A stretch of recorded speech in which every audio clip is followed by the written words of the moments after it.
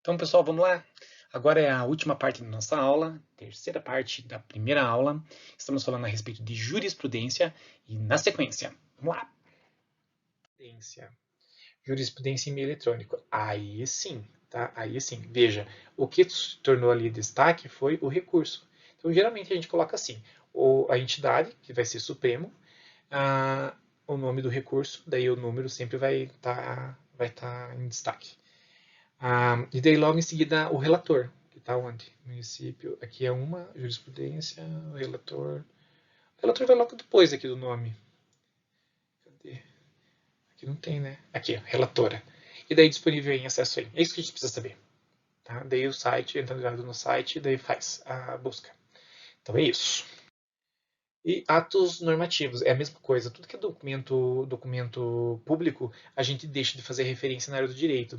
Em outras áreas eu sei que é obrigado. Eu transito entre áreas, estou muito na área de educação, e eu vejo que lá é importante, eles querem saber, mesmo porque eles não entendem muito de regulação, de normas e diferentes tipos, né, portarias, editais, atos administrativos de uma legislação, de uma lei infra, de uma lei supra, dos direitos humanos e direitos fundamentais, não há muita compreensão a respeito dessas questões, então isso dificulta bastante a compreensão para eles. Por conta disso, é bom colocar tudo esmiuçado. Inclusive, eu faço um quadro, porque o termo, metodologicamente falando, a gente fala, né, um quadro legal, um marco teórico. Eu faço um quadro legal, justamente. Determino qual vai ser o meu marco legal. Assim é mais fácil de estudar, mais fácil de você ponderar a respeito de algumas questões, porque está pautado dentro de uma estrutura regulamentar. Pronto. Daí, né, tem que ser assim, deve ser da norma, pronto. É isso que tem que ser. Bem positivista, né? Mas a grande questão é que nessa questão aí eu tenho que ser positivista, porque eu estudo direitos sociais, eu estudo direitos fundamentais. Eu tenho que brigar por direitos fundamentais e direitos sociais. Essa é a questão. Na sequência nós temos elementos essenciais e exemplos. Né? Então, vários exemplos. Aqui no Diário Oficial, que hoje em dia isso daqui está muito redundante, né? Mas fica exemplos para vocês, né, de atos administrativos do Estado, do Banco Central, do Conselho Estadual de Saúde. Foram tudo publicados no Diário Oficial. Está tudo na internet também, né? Aqui também, Conselho Estadual de Saúde, Varginha, Rádio Roquete Pinto, Brasil, Ministério da Educação, Ofício Circular. Esses documentos eu pego e utilizo bastante. Aqui então, filmes, vídeo, entre outros. Então, esse aqui já é um pouco mais interessante, tá? Mas a internet daí vai ficar, por exemplo, no YouTube, vai ficar disponível em acesso em. Então aqui nós temos, né, alguns exemplos. Então nós temos ali as referências, né, de quem deve ser, começando ali pelo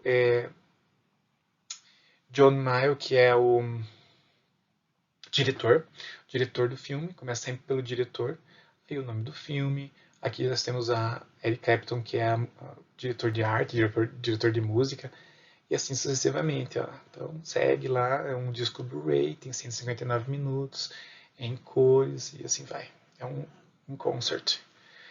Na verdade é um musical. Aqui embaixo nós temos elementos complementares, DVD, 112 minutos, widescreen color, baseado na novela, e assim vai. Então, isso é mais ilustrativo, eu acho interessante fazer pela ilustração, dá bons exemplos, tem um sentido figurado, né? Assim, a analogia que você faz, e eu acho que isso é significativo, porque ajuda as pessoas a compreender de uma maneira mais efetiva. Mas também tem que ver a pertinência. Se for um trabalho muito sério, às vezes não é pertinente, sabe? Qualquer tipo de ironia, qualquer tipo de sarcasmo, qualquer tipo. Não que seja o caso, mas é que no campo científico às vezes é mal compreendido, tá? Tem que tomar cuidado com isso. Sem ser muito sério, né? Muito sério. Documento sonoro também está aqui só para mais você compreender como é que se faz, né? Ter uma noção. Partitura. Partitura de novo. Aqui nós temos autores hispânicos. Eu já falei para vocês, né? Aqui temos Garcia Marques, que é o sobrenome do autor. Então, sempre os dois últimos nomes. Aqui nós temos a abreviação, né? Quando houver três autores. Nós podemos colocar et al. Aqui. Mas aqui nós temos sobrenome composto. Sobrenome composto é quando tem dois nomes, né? Por exemplo, guarda-chuva. Nem o que a pessoa vai chamar guarda-chuva, mas tem pessoa que chama Espírito Santo, que é com tracinho, o hífen. Então daí não separa, tá? Não separa. Dalavec é hífen, Espírito Santo. Tem vários sobrenomes aí que é com hífen, nunca vai separar, tá? Que mais? Lá nós temos neto, filho, neto, filho, sobrinho e júnior. Neto, filho, sobrinho, júnior. Tem mais um. Neto, filho, sobrinho, júnior. Tem mais algum? Tô esquecendo. São os termos que sempre vão acompanhar o último nome. Tá? Por quê? Ele é neto porque tem o nome do avô. Ele é filho porque tem o nome do pai. Ele é júnior porque tem o nome do pai. Ele é sobrinho porque tem o nome do tio. E assim sucessivamente. Tá? Então é um grau de parentesco. Por conta disso, sempre colocado no nome. Para não confundir o advogado pai com o advogado filho. Tá? Yves Saint Laurent. Não é Yves Saint Laurent, mas poderia ser. E assim segue. Vamos lá. Sem brincadeira. Aqui nós temos outros exemplos de sobrenomes com prefixo. D'Ambrosio, Latorre, O'Connor e assim vai. Tá? O que mais? Aqui nós temos outros sobrenomes. Cadê? Deixa eu voltar lá aqui. Não volta, né? Outros nomes, diferente arranjos de nome, que são nomes que têm função editorial. Essa é a questão. Função editorial. Quando que a gente utiliza a função editorial? Sempre que conter. Significa o quê? Que Ferreira organizou uma obra que dentro de fonoaudiólogo e a escola tem uma série de autores. Não é só Ferreira. Aqui também, Marcondes. Lima, Marcondes, eles coordenaram a obra, Dieta. Então tem um monte de autor dentro desse livro. E assim sucessivamente, tá? Assim segue. Aqui é um sobrenome composto. Aqui, caso seja publicado com pseudônimo, tá? Daí coloca lá o exemplo. As pupilas do Sr. Reitor. Foi publicado com pseudônimo. Se indica que o pseudônimo está presente. Se souber o pseudônimo, né, deve ser abordado na referência. Tradutor, revisor, orientador ou ilustrador. É interessante também você indicar. Para entrevista, muito difícil na área do direito o pessoal fazer entrevista, mas em outras áreas não. Em outras áreas as pessoas fazem muita entrevista. Então é interessante, de repente, você pensar. Será que é interessante fazer uma revista? Será que é interessante levantar aí uns 5 delegados para verificar o que eles acham a respeito de X, Y, Z? Tem que fazer, tem que ver se é interessante, não é, conversar com o orientador. Essas decisões metodológicas, elas são super discutíveis e às vezes interessante de trazer, às vezes interessante de pautar. Tá? Então, se for achar interessante, paute. O que mais? O que mais nós temos aqui? Nós temos aqui entidades que respondem pela publicação, como o Petrobras, o IBGE, o Banco do Brasil, que apareceu já, que é a Agência Nacional da Água, a ANA, né? Existem tantas entidades, né? Existem muitas entidades que fazem publicações. O IPEA, IBGE, o Instituto Ambiental, e assim vai, né? Tem muita. Então é interessante também. Sempre citar a entidade na frente em caixa alta. Eventos, novamente, eventos, como referenciar um evento no todo, tá? Autoria desconhecida, que era o caso lá do maiúsculo, que eu mostrei para vocês lá no começo. Você coloca a primeira palavra do título em caixa alta, quando você não sabe quem é o autor ou o autor é desconhecido. Tem algumas obras que os autores são desconhecidos.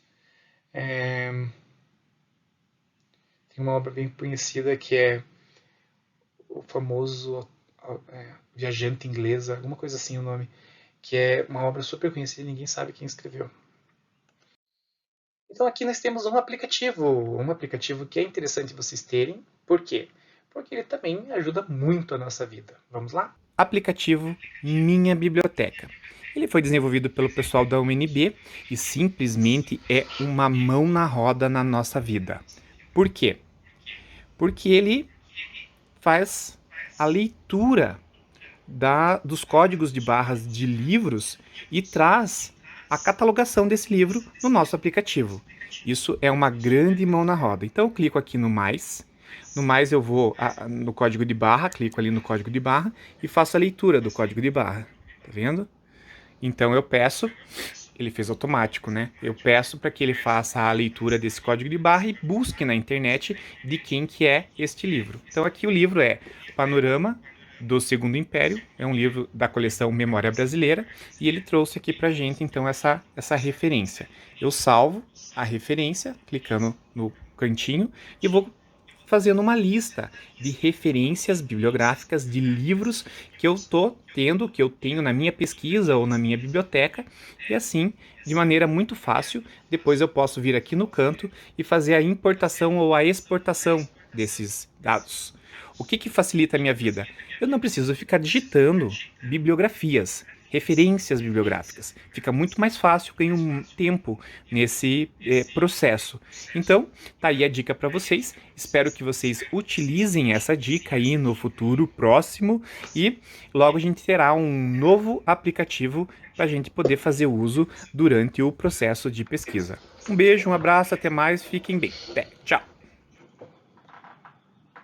Ok, pessoal. Assim, então, nós terminamos nossa aula, essa primeira parte, pelo menos.